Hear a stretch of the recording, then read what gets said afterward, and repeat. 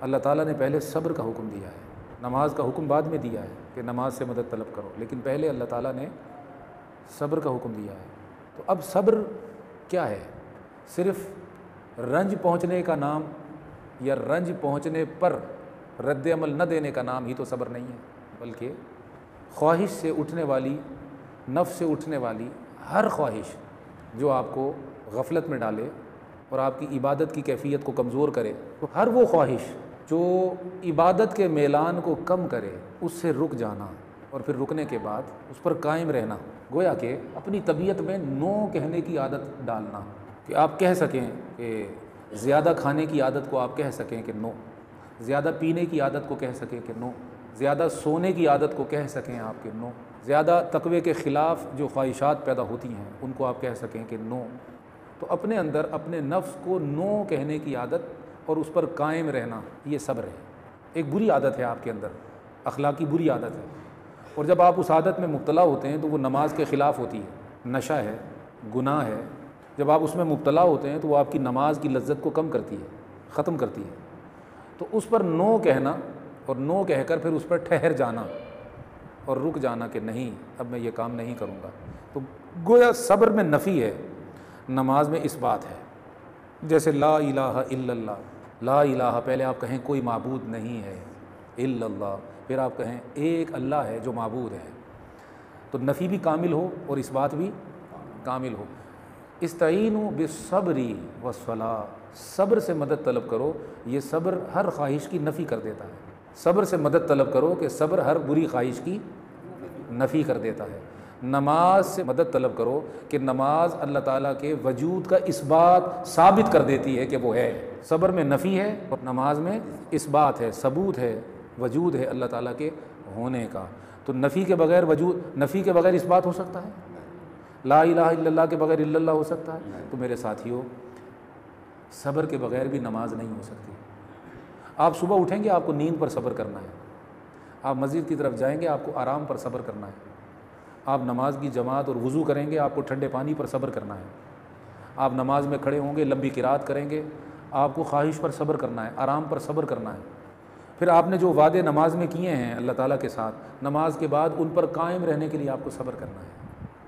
پھر ایک عجیب بات ہے کہ صبر کے اندر نشہ آنے لگتا ہے، صبر کے اندر مزہ آنے لگتا ہے، صبر میں ایک لذت آنے لگتی ہے۔ آپ اس کی پریکٹس تو کریں، آپ کوئی بھی محبوب عادت جو آپ کو لذت دیتی ہو اللہ تعالیٰ کے لیے چھوڑ دیں اور اس پر قائم ہو جائیں، کچھ وقت گزرے گا آپ کو لذت آنے لگے گی۔ وہ لذت اصل میں روح کی زندگی ہے جس سے آپ کا دماغ آشنا ہو رہا ہے، وہ لذت آپ کے اندر سکون آرام پیدا کرے گی، وہ آپ کو بے خوف اور بے غم کرے گی۔ خواہشات پر چلنے کی وجہ سے آپ خوف زدہ بھی رہیں گے، غم زدہ بھی رہیں گے۔ خواہش پر چلنے والا آدمی کبھی خوف سے آزاد نہیں ہوتا، وہ ہر وقت ڈرتا رہتا ہے کہ کہیں یہ خواہش میری پوری ہونے سے رہ نہ جائے۔ میں چاہتا ہوں میری شادی ہو جائے، میں چاہتا ہوں فلاں لڑکی، میں چاہتا ہوں فلاں مشن پورا ہو جائے، میں چاہتا ہوں فلاں کام ہو جائے، یہ خواہش ہے۔ اب یہ پوری نہ ہو خوف ہے، اور اگر پوری نہ ہوئی تو غم ہے۔ تو ایک خواہش ہے، ایک آرزو ہے، وہ آپ چاہتے ہیں پوری ہو، نہ ہو تو خوف ہے، آپ کو خوف ہے۔ کسی بھی خواہش کو آپ نے رکھا اور آپ نے چاہا کہ یہ پوری ہو تو یہ نہ ہونے کا خوف ہے کہ اگر پوری نہ ہوئی تو آپ کو خوف ہے، اور اگر پوری نہ ہوئی وقت گزر گیا تو پھر آپ کو غم رہے گا، کاش وہ کام ہو جاتا، کاش وہ بات پوری ہو جاتی۔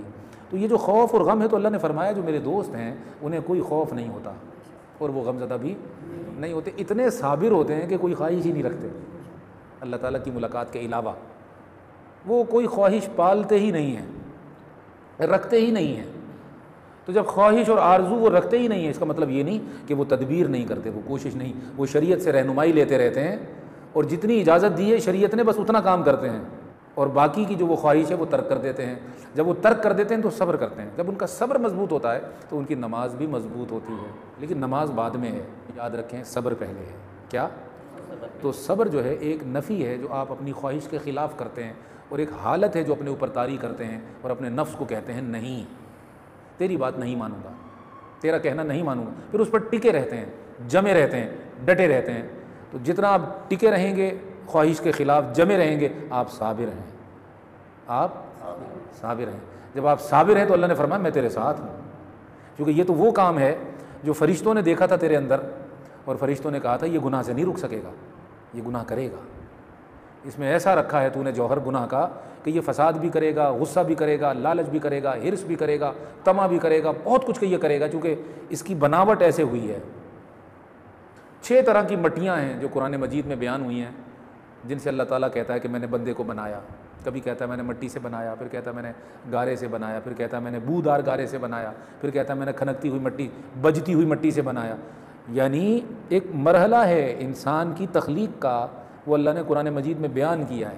تو اس کے مٹی پن کی جو حالتیں تھیں ان کو قرآن مجید نے بیان کیا ہے۔ کیوں بیان کیا ہے؟ تاکہ یہ پڑھے اور اپنے آپ کو سمجھے کہ تیری جو مختلف حالتیں میں بیان کر رہا ہوں مٹی پن کی، تو یہ مختلف حالتیں تجھ میں مختلف کیفیتیں پیدا کریں گی، مختلف خواہشیں پیدا کریں گی، مختلف آرزوئیں پیدا کریں گی۔ تو جان لے، تو وہ جو آرزوئیں اور خواہشیں ہیں وہ ساری میرے خلاف ہوں گی، میری قربت کے خلاف ہوں گی، تجھے مجھ سے دور کریں گی، تجھ میں بھاری پن پیدا کریں گی، تو سست رہے گا، کاہل رہے گا، جاہل رہے گا اور مجھ سے دور رہے گا۔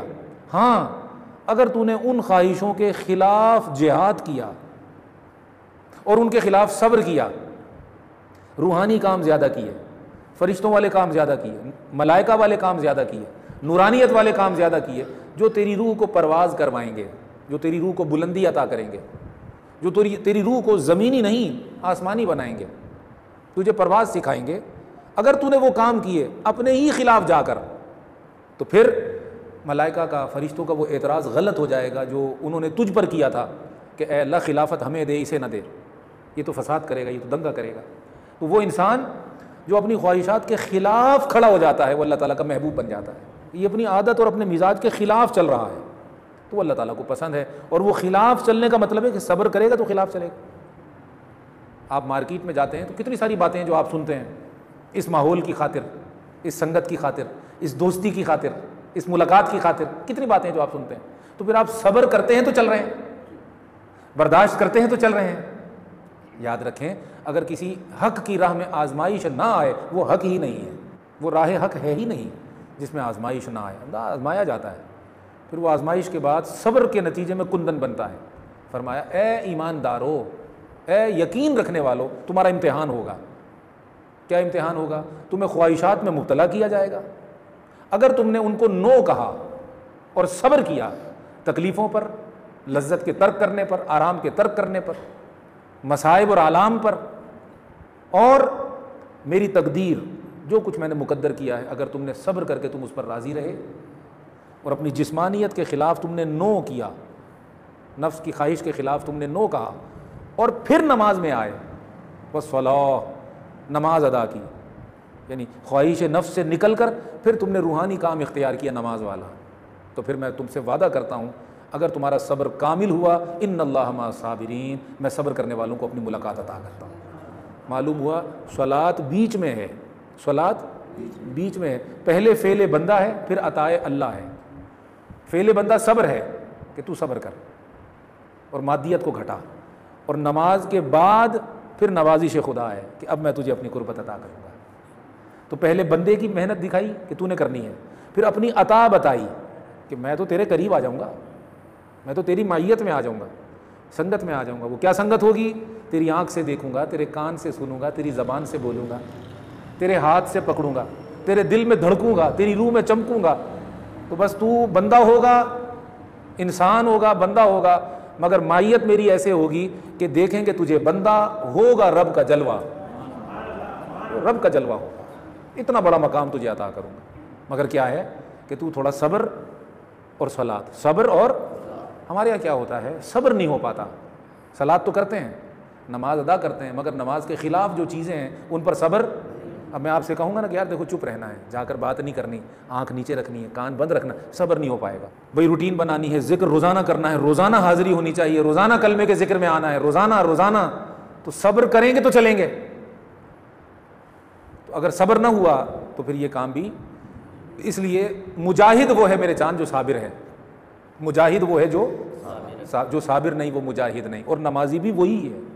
اللہ تبارک و تعالی ہمیں قرآن فہمی عطا کرے اور ہمیں وہ طاقت عطا کرے کہ ہم نفس کی خواہش کے خلاف صبر کر سکیں۔